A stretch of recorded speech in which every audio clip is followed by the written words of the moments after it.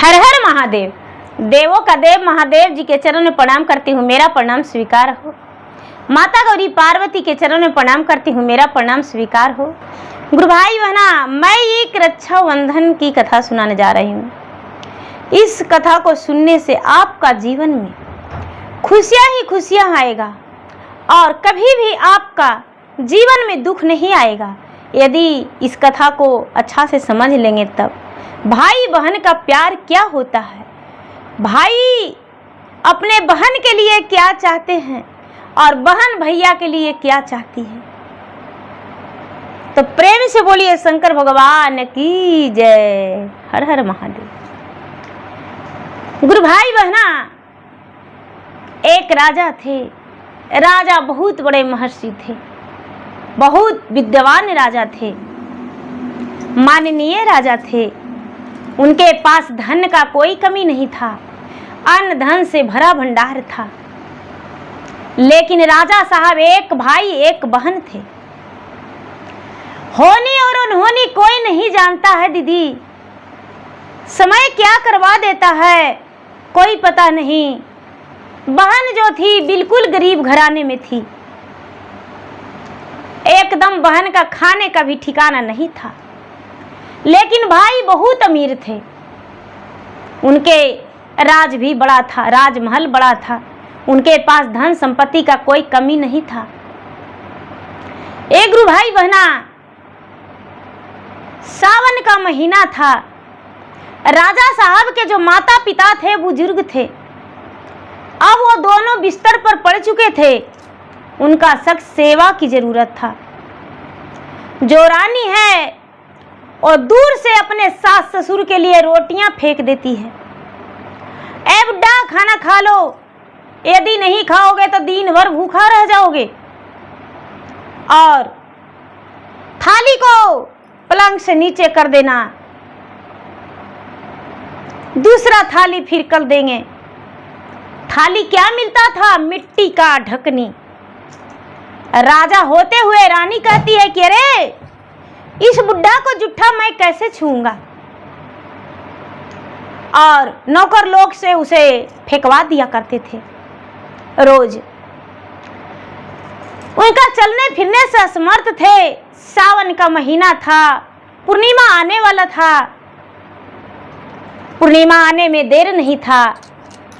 रानी सोचती है कि हे भगवान, यदि 2-4 महीने के लिए घर से निकल जाएंगे तो मुझे अपना पति के माता पिता को सेवा करना नहीं पड़ेगा, और हो सकता है कि मैं तीर्थ यात्रा के बहाने निकलूं, तब तक इन लोग दोनों अन्न के बिना अपना प्राण त्याग देंगे और हम लोग अपना तीर्थ यात्रा करके घूम घाम के आएंगे। तब तक तो शायद इनका हड्डियां का भी ठिकाना नहीं रहेगा। और रक्षाबंधन का दिन आ रहा है, इनका गरीब बहन आएगी और मेरे पति जो हैं एक छोटा सा कलाई में सूता बांध देगी वो, और सूता बांध के और पता न कितना धन वो लूट लेगी। साड़ियाँ उसे देना पड़ेगा, नेक देना पड़ेगा। जाते वक्त तो मेरे पति कैसा है, जहाँ तक के चावल दाल भी ये देकर चलाते हैं, और ऐसा हम होने नहीं देंगे। मुझे कुछ तो अच्छा सा सोचना पड़ेगा। एक गुरु भाई बहना, रानी का मन में कूड़ा कचड़ा भर गया। उसका दिमाग में लगने लगा कि अब मैं क्या करूं। अब तो कुछ ना कुछ हमें सोचना पड़ेगा। मन में सोचने लगी कि चलो घर से निकल जाएंगे। रक्षाबंधन में 4 दिन बाकी था। अपना पति से कहती है कि हे स्वामीनाथ, क्या आप मेरा एक विश पूरा करेंगे? राजा साहब कहते हैं कि बोलो प्राण प्रिय, क्या कहना चाहती हो? जो भी बोलना है बेझिझक बोलो। यदि तुम मुझसे नहीं अपनी दिल की बात बताओगी तो भला मेरे प्राण प्रिय किससे बताएगी। रानी हंसकर राजा के बगल में बैठ जाती है और बैठ के कहती है कि महाराज क्या मौसम है। राजा कहते हैं कि सुबह सुबह का सुहाना मौसम है। कौन सा महीना चल रहा है? तो अरे ये तो सावन का महीना चल रहा है महाराज। सावन का महीना हरा भरा दिन होता है और बहुत सुंदर दिन होता है, सुहाना दिन होता है। कोयलियां कुहकती भी नहीं, जो पक्षी है वो चहचहाते हैं, डाल से सुंदर सुंदर हवाएं आती है, बाग बगीचे पूरे हरे भरे हो जाते हैं, फल फूल से डाल नभ जाते हैं। क्या यदि हम लोग दोनों तीर्थ यात्रा पर चले जाएं तो कोई दिक्कत है? राजा कहते हैं कि अरे अभी मैं नहीं जा सकता हूं। रानी साहब आपको पता है अभी तुरंत रक्षाबंधन आने वाला है और मैं अपना प्यारी सी बहनिया को ऐसे निराश नहीं लौटा सकता हूं। मेरा बहन आएगी, मुझे कलाइया में राखी बांधेगी और राखी बांध के और वो चल जाएगी, तब जाएंगे। रानी कहती है कि स्वामीनाथ पिछले बार के भूल गए?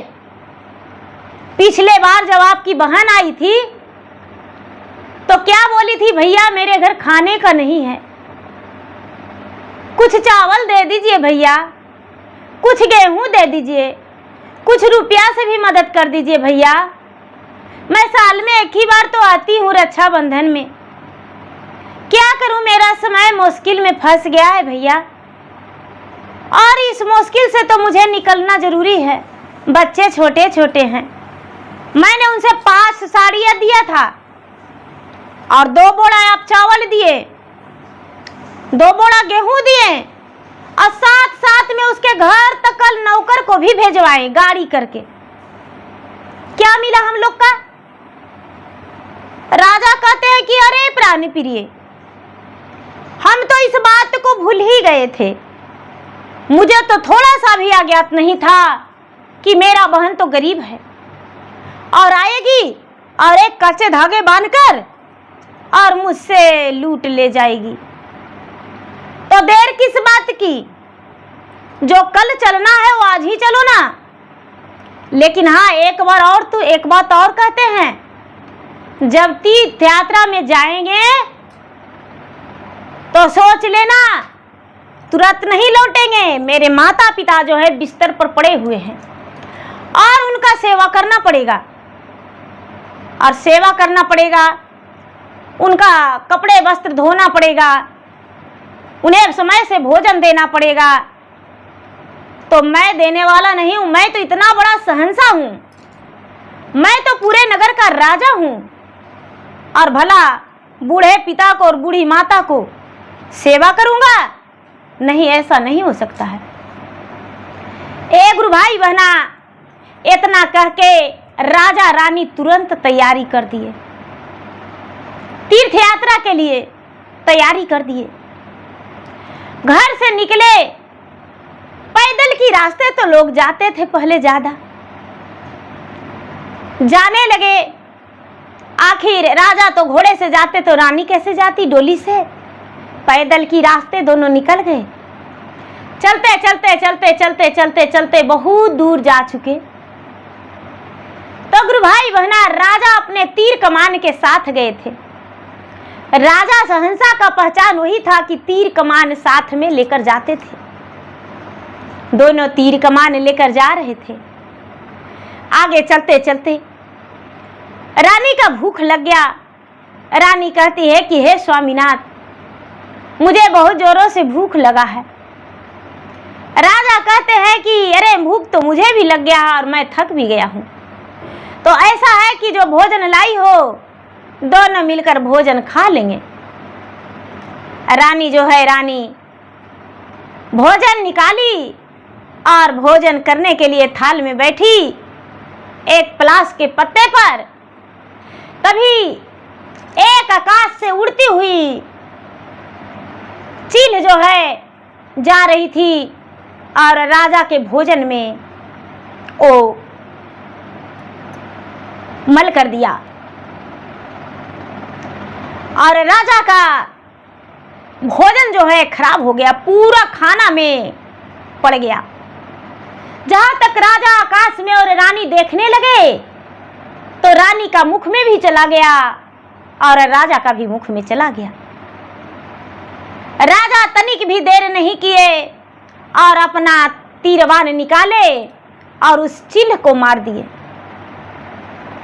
उस चील को मार दिए और चील जो है राजा के पास गिर पड़ी।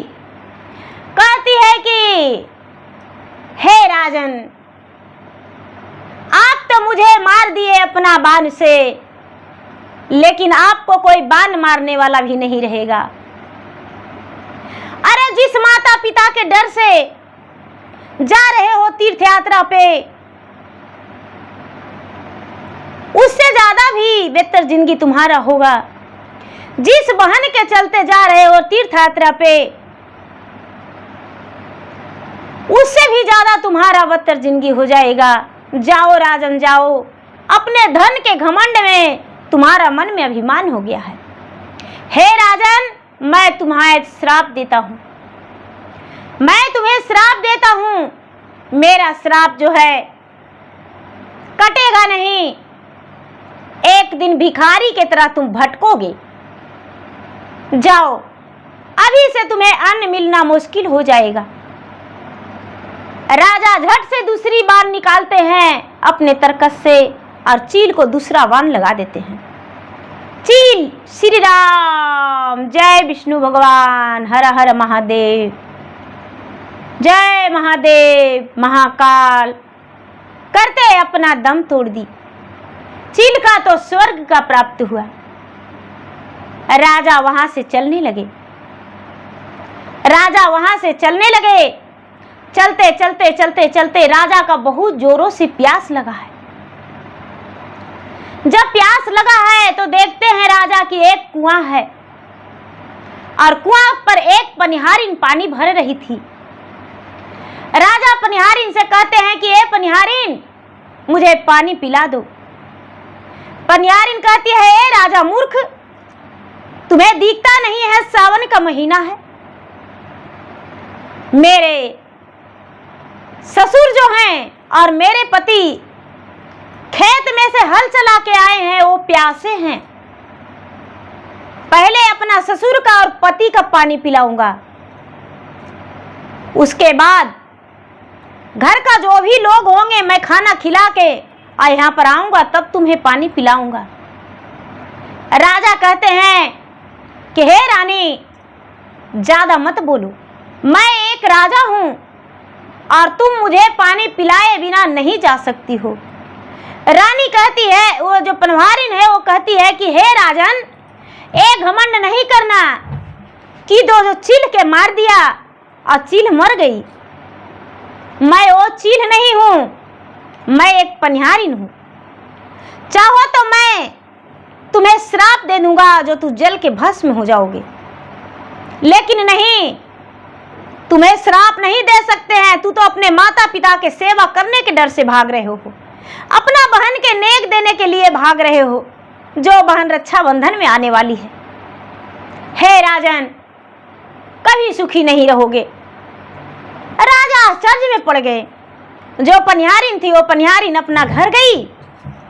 राजा आश्चर्य में पड़ गए और आश्चर्य में पड़ के सोचते हैं कि हे भगवान, आखिर मैं तो चील को मारा रास्ते में, वहां तो कोई नहीं था, सन्नाटा जंगल था, लेकिन आखिर ये स्त्री कैसे जान गई? इसे कैसे पता चल गया कि मैं चील को मारा हूं? मेरा बहन तो घर पे आने वाली है, मेरे माता पिता तो बिस्तर पे पड़े हैं, मैं तो अपना राज से कितना कोस आगे बढ़ चुका हूं। अच्छा, इसको कहने से क्या होगा? गुरु भाई बहना, तब तक राजा का 2 दिन बिना अंजल के हो गया। राजा का कोई अंजल नहीं मिला। एक ऋषिवर का, सन्यासी का, महात्मा का आश्रम था। राजा सोचते हैं कि ऋषि मुनि तो सबको भोजन खिलाते हैं, यदि हम ऋषिवर के पास जाएंगे और वो मुझे भोजन करा ही देंगे और मैं उन्हें अपने बता दूंगा पहचान कि मैं एक राजा हूं। एक गुरु भाई बहना जो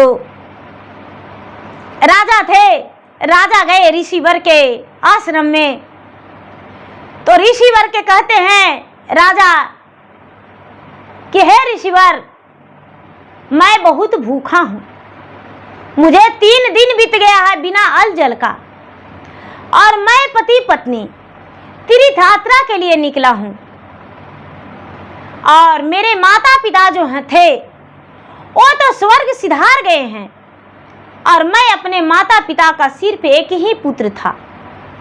तो सोचे कि माता पिता के अस्थियां गंगा में प्रवाह करके और क्यों ना तीर्थ यात्रा कर लूं।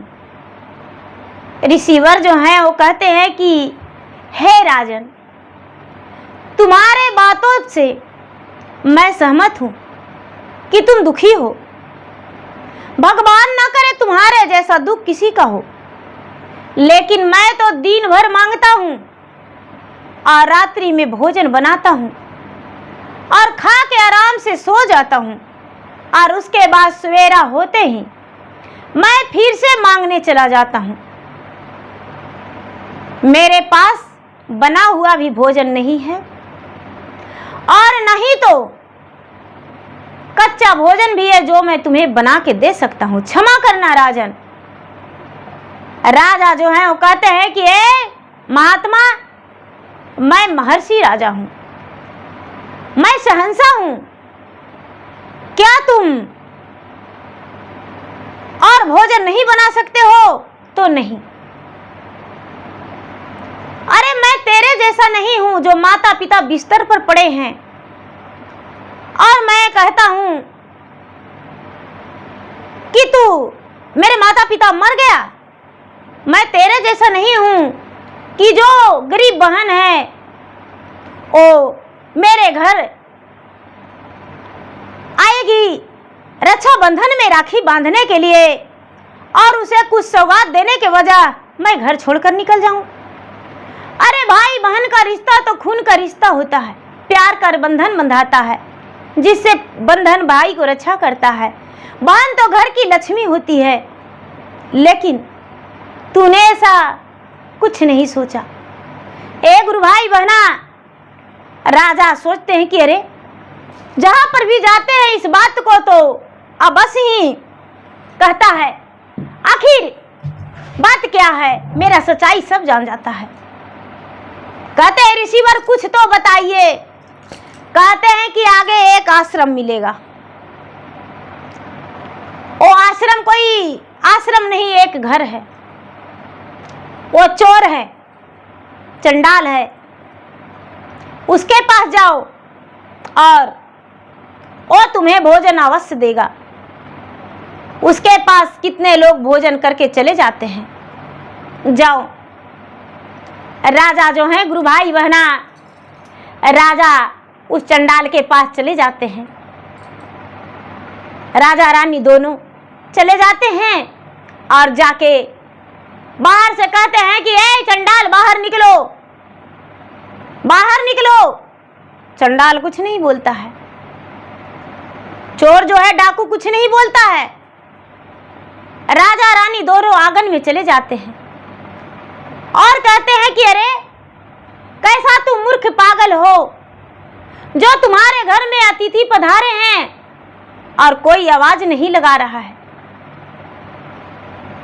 तो जो डाकू है वो कहता है कि क्षमा करना राजन, अभी खड़े रहिए और मेरे आंगन से बाहर ही चले जाइए, क्योंकि मैं एक मूर्ख हूं और मेरे माता पिता भूखे हैं और मेरा पत्नी नहीं है। मैं विवाह नहीं किया हूं अपने माता पिता के दुख के लिए कि मैं अपने माता पिता को अपने हाथों से सेवा करूंगा। और मैं माता पिता को भोजन करा के, पहले तो अभी स्नान कराए हैं, तेल मालिश कर रहे हैं, और उसके बाद माता पिता को भोजन करा के, और उसके बाद इनको सुला के पंखा की हवा देकर तभी आपके पास आएंगे, आपकी बात सुनेंगे। राजा कहते हैं कि अरे मूर्ख, चंडाल, चोर, डाकू, लुटेरे, मैं अपना तरकस से बाण निकाल कर तुम्हें प्राण हरण कर लूंगा। तेरे माता पिता बिस्तर पे लौटते रहेगा, एक चुल्लू पानी देने वाला कोई नहीं रहेगा। राजा की बात सुनकर वो जो माता पिता को सेवा कर रहा था डाकू, वो कहता है कि राजन, मैं तेरे जैसा नहीं हूं, तेरा बाण मुझ में लगने वाला नहीं है, मेरे माता पिता का आशीर्वाद मेरे साथ है। जिसके सर पे माता पिता का हाथ रहता है उसका सर अमर हो जाता है। राजा, तूने तो अपने माता पिता को घर पे छोड़ के आया है तड़पने के लिए, अपने बहन के नेक देने के लिए घर से निकल गया है, और तुम मुझसे चाहते हो कि ऐसा करूं? गुरु भाई बहना, राजा जो है सोचते हैं कि हे भगवान, ये भी पनाह नहीं दिया मुझे, वहां से चल जाते हैं। आगे बढ़ते हैं, आगे बढ़ते हैं तो काशी नगरी पहुंचते हैं। जब काशी नगरी पहुंचते हैं तो काशी नगरी में जाते हैं गंगा में स्नान करने के लिए, तो दोनों पति पत्नी का पूरा गंगा में खून का धारा दिखाई देता है, पूरा खून का धारा, कीड़ा मकोड़ा, पिल्लू पथारी दिखाई देता है। रानी जो है चुल्लू में पानी लेकर और देखती है तो सोचती है कि हाँ, इसमें स्नान कैसे कर सकते हैं, हजारों कीड़ों मेरे शरीर में लग जाएंगे, हजारों कीड़ा शरीर में लग जाएंगे।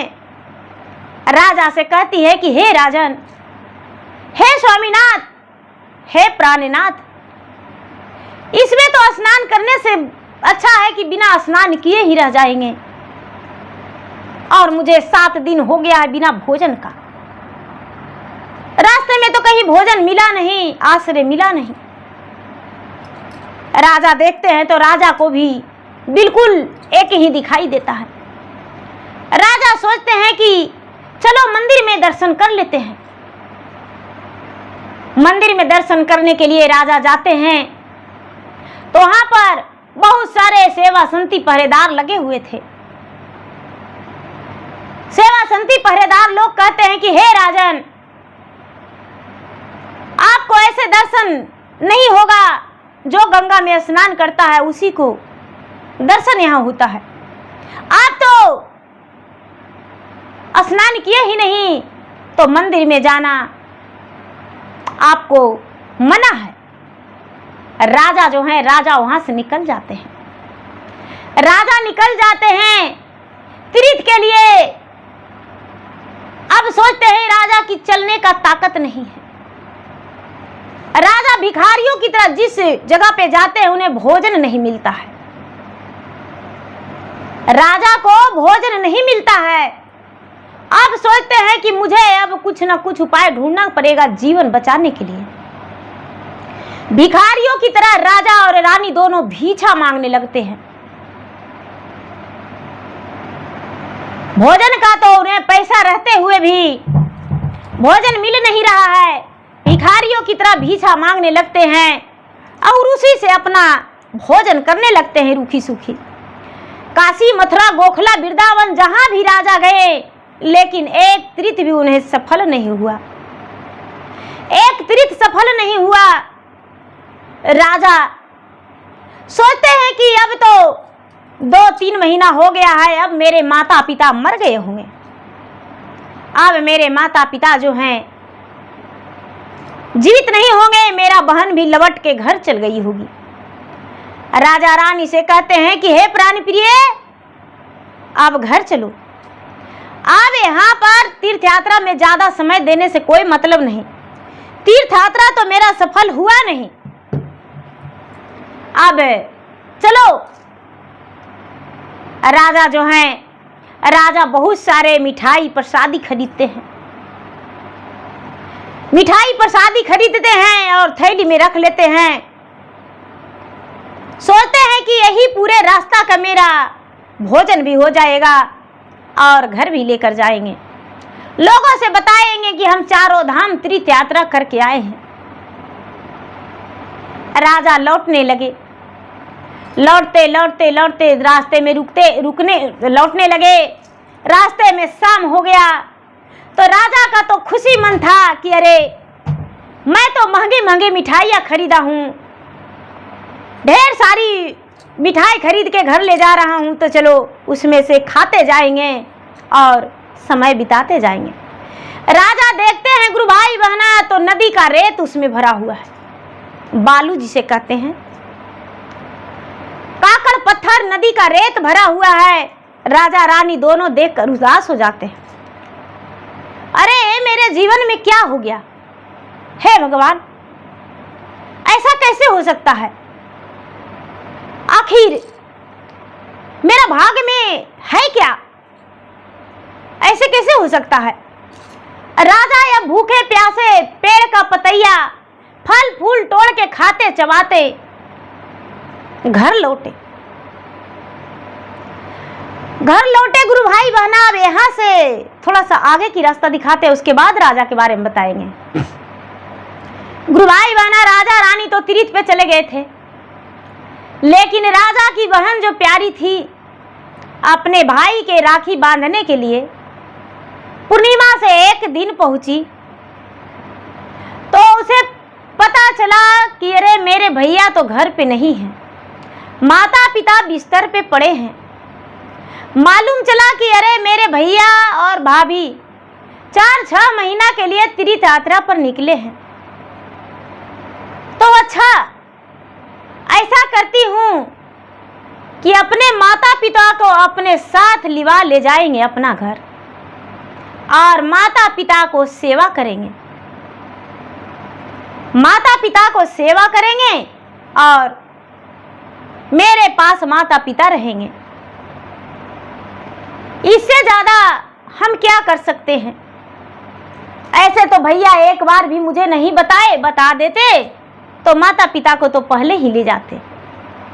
लेकिन कोई बात नहीं, रात में बहन भोजन बनाई, अपने माता पिता को अच्छा से भोजन करवाई और भोजन करवा के रानी जो थी घर में सांझ बाती घमंड के कारण नहीं दिया करती थी। रानी जो थी कभी सांझ बाती कोई देवता देवी का पूजा पाठ नहीं करती थी।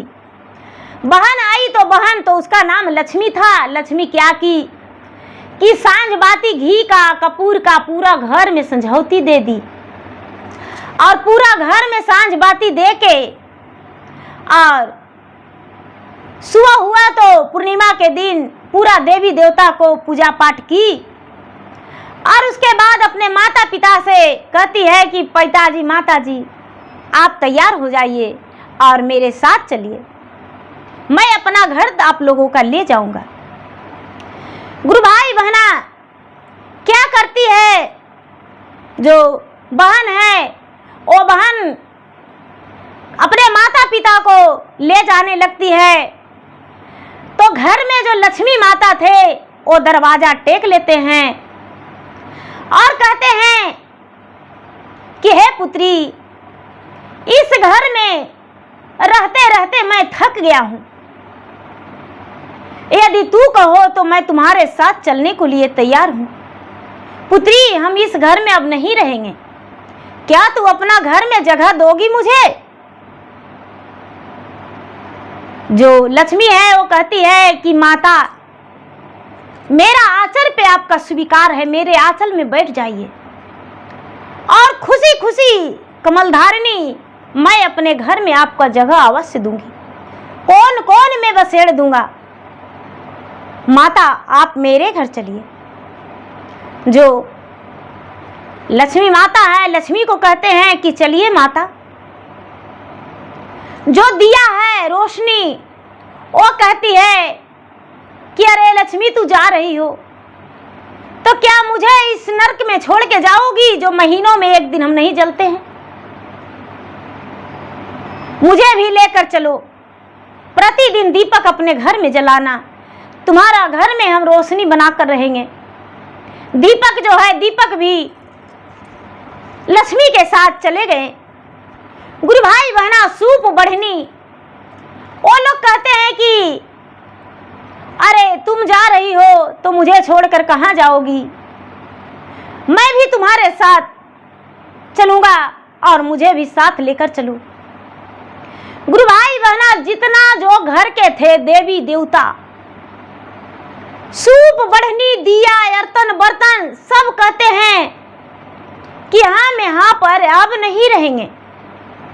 अरे राजा रानी तो घमंड में चूर रहता था, कभी देवता देवी अपना हाथ से किया नहीं, कभी पूजा पाठ किया नहीं, कभी सांझ बाती जलाया नहीं, और हम यहाँ पर रह के क्या करेंगे? और तुम जो हो ससुराल बस गई तो तुम्हारे साथ चलेंगे। माता पिता जो हैं वो तो बिस्तर पर अब गिर गए और उसे भी तुम ले जा रही हो, तो इन्हीं के साथ साथ हम सब चलेंगे। जो बहन लक्ष्मी थी गुरु भाई बहना, वो सबको साथ में अपना आंचल में गांठ लगा लेती है, अपना आंचल में गांठ लगा लेती है कि हम सबको ले चलने को लिए तैयार हैं। आंचल में गांठ लगा के गुरु भाई बहना आंचल में गांठ लगा के ले चलने के लिए तैयार हैं और सबके लेकर साथ में अपना घर चली गई। अपने माता पिता को घर के अंदर ले गई। लक्ष्मी घर के अंदर गई और उसका घर जो था बिल्कुल एकदम स्वर्ग बन गया। तुरंत लक्ष्मी माता चारों कोन में प्रवेश कर गए। जो यहाँ जितना बर्तन था वो सब टूट फूट गया, काला हो गया, सोना चांदी सब लोहा पीतल में बदल गया, सूप बढ़नी सब यहाँ टूट फट गया और सब लक्ष्मी के घर चला गया। लक्ष्मी जो थी, लक्ष्मी एकदम औरों से और पूरा उसके घर तल्ला दुतल्ला बन गया। अब उसके घर में कोई कमी नहीं, नौकर चाकर उनके घर में लग गए।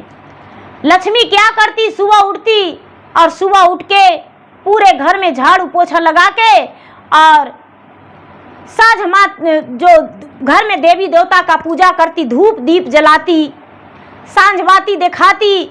अब लक्ष्मी माता उसके घर में खुश रहने लगे। शंकर भगवान भोलेनाथ खुश रहने लगे। सभी देवी देवता एकदम प्रकट होकर उसके घर में विराजमान हो गए। विष्णु भगवान विराजमान हो गए। जहाँ लक्ष्मी का प्रवेश रहेगा तो विष्णु भगवान कैसे अलग रहेंगे? विष्णु भगवान भी वहाँ विराजमान हो गए। गुरु भाई बहना, अब लक्ष्मी का कोई दुख नहीं, माता पिता को सेवा पूरा करने लगी।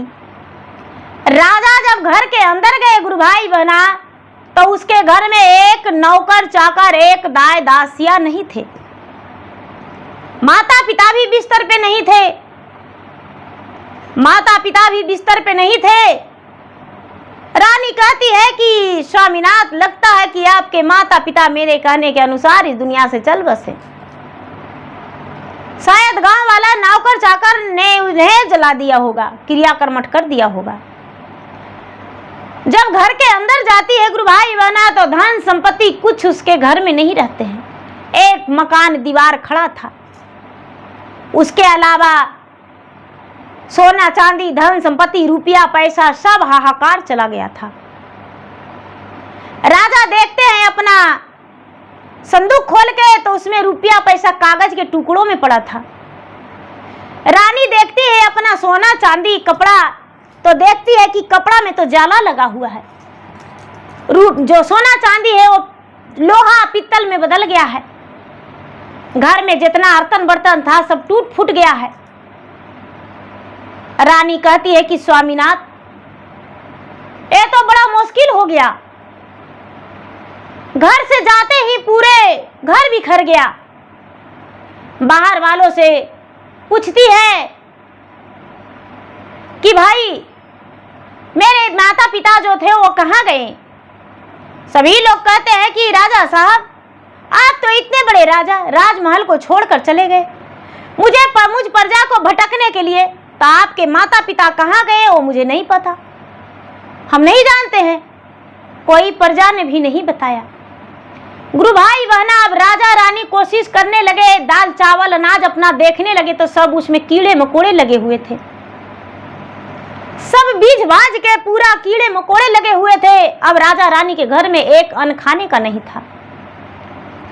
राजा रानी सोचते हैं कि हे भगवान, अब क्या करूं?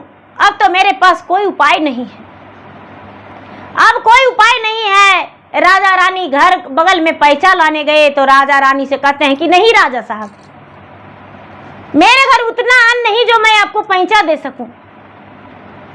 राजा रानी को गांव में कोई पैसा भी नहीं दिया।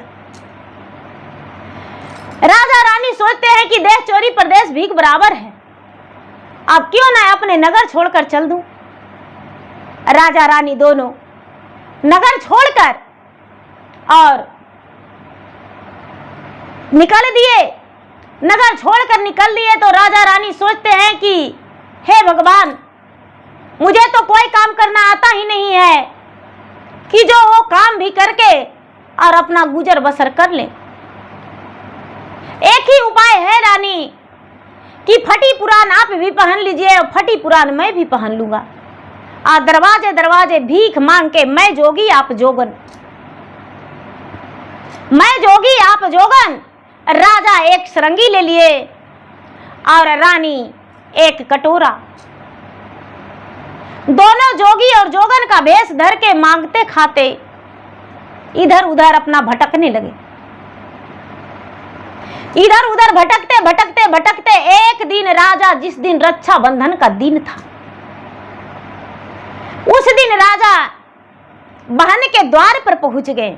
भूल से राजा का ध्यान नहीं था, राजा तो मांगने खाने में बस उतना ही भूल रहे थे। राजा अपने बहन के घर पे जाके और सरंगी बजाने लगे। सरंगी बजाते हैं, उनका सरंगी की आवाज से निकलता है,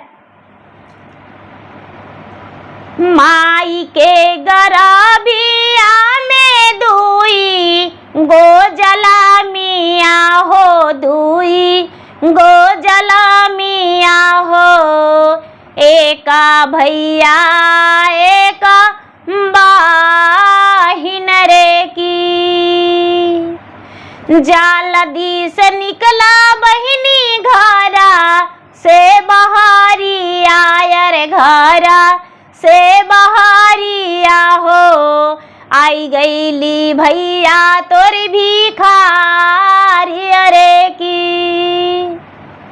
गुरु भाई बहना, बहन जो है उस समय रसोई बनाते रहती है, कानों में सुवरन गया। देखिए भगवान का लीला, भगवान का माया, कानों में उसका सुवरन गया कि अरे ये आवाज मेरा भैया का है। बहन जो है अपना झिरोखा से देखती है तो गुरु भाई बहना, क्या अपने भाई को नहीं पहचान पाएगी बहन? बहन निकलती है, भाई को हाथ पकड़ के कहती है कि भैया आप इस हालात में कैसे? भाई हाथ खींचकर कहते हैं कि अरे मुझे भीछा दे दो, मैं तो जोगी बाबा हूं। भौजाई देखती है तो उसका आंख से आंसू गिरता है। अरे भाभी आप घर के अंदर चलिए, आप तो डोली कहार से आने वाले आते, लेकिन जोगन के रूप धर के क्यों आए हैं? भौजाई कहती है कि ननद जी, मैं जोगन के रूप धर के इसलिए आया हूं कि देखता हूं कि मेरा ननद पहचानती है कि नहीं, इसीलिए मैं जोगन बन के आया हूं। भाई कहते हैं कि नहीं बहन, मैं अपनों पापों का प्रायश्चित कर रहा हूं, जो मैंने पाप किया हूं। तुम्हारे आने से पहले मैं त्रिशात्रा पर चला गया था, लेकिन उस दिन से मुझे सुख चैन नहीं है। आज पूर्णिमा का दिन है बहन, मेरा हाथ में कलाई में राखी बांध दो।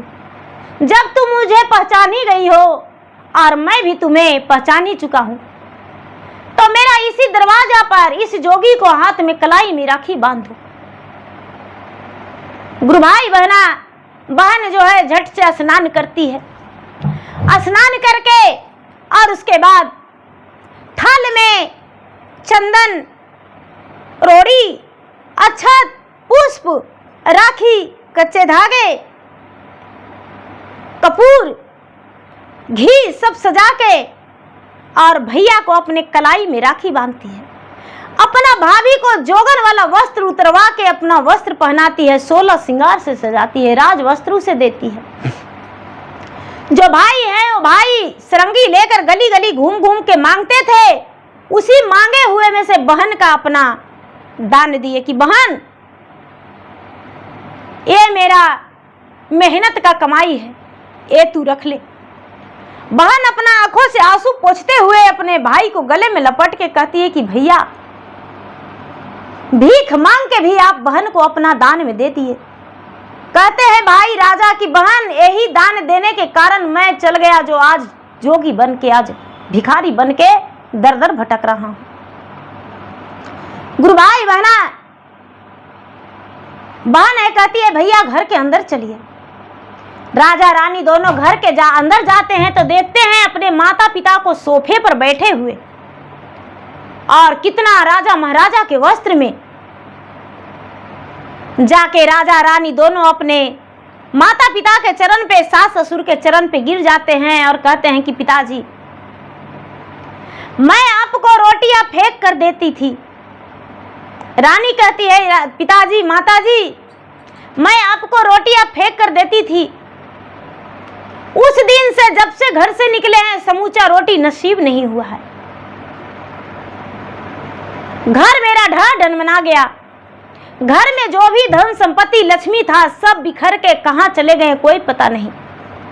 मुझे क्षमा कर दीजिए पिताजी माताजी, और मेहनत मजदूरी करके आपको अपने बलबूते पर घर ले जाके और मेहनत करके सेवा करेंगे और कमाएंगे, खिलाएंगे आपको।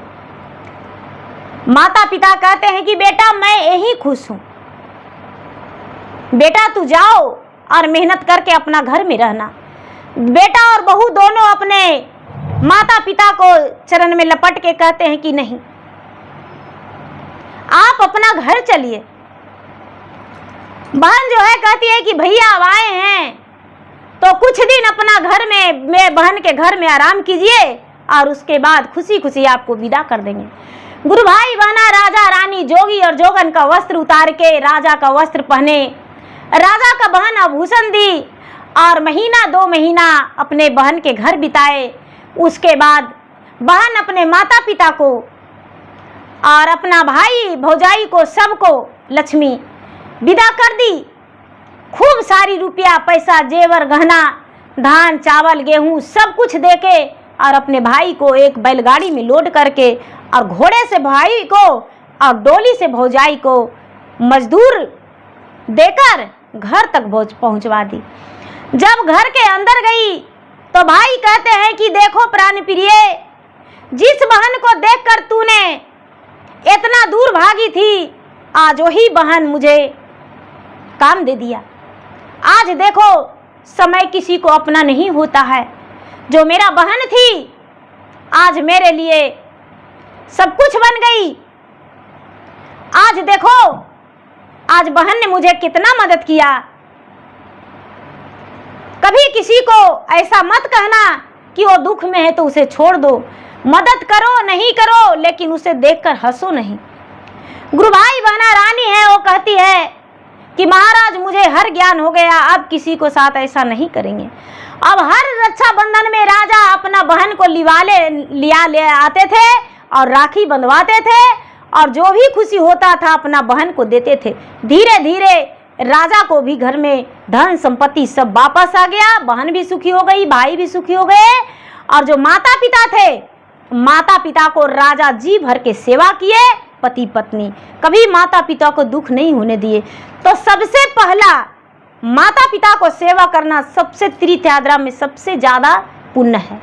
तो गुरु भाई बहना, मेरा वीडियो अच्छा लगे तो मेरा वीडियो का लाइक करें, शेयर करें, चैनल पर यदि नए तो चैनल का सब्सक्राइब करें, बेल आइकन घंटी को दबाएं, जो कि मेरा वीडियो का नोटिफिकेशन सबसे पहले आपके पास जाए और आप मेरा वीडियो सुन सके। और देखिए गुरु भाई बहना, यदि कथा आपको नहीं अच्छा लगा होगा तो भी कमेंट बॉक्स में ज़रूर लिखिएगा और जैसा कहानी आप कहेंगे वैसा मैं सुनाऊंगी।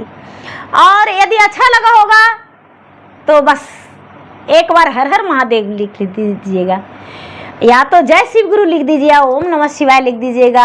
ऐसे तो मैं आशा करती हूँ कि आपको अच्छा लगेगा, लेकिन आपकी मर्जी हो। तो प्रेम से बोलिए शंकर भगवान की जय। हर हर महादेव, घर घर महादेव।